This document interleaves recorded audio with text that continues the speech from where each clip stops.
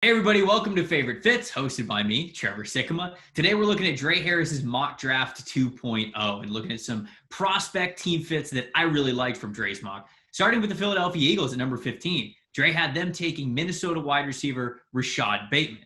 All due respect to future greatest wide receiver of all time, Travis Fulgham. But when Travis Fulgham can come in and not just play major snaps, but dominate the target share and offensive output like he did last week, you didn't have a solid room before he came in.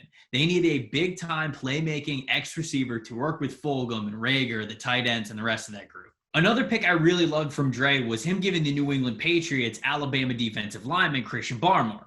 Because the Patriots deserve a lot more good fortune.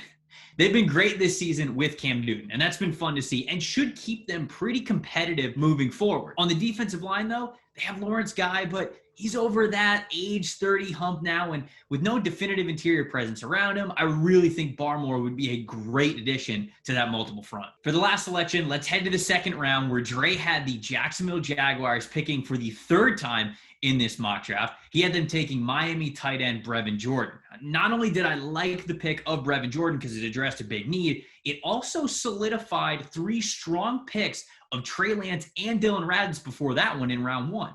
I love Gardner Minshew, but if the Jags are picking that high, they'll likely want to form a new offensive identity. So if I'm a Jags fan, I'm a big fan of all three of these picks here to start this draft. That's all from me this week, but the mock madness from Drae isn't quite over yet. He'll be adding round 3 to his mocks over at thedraftnetwork.com later this week.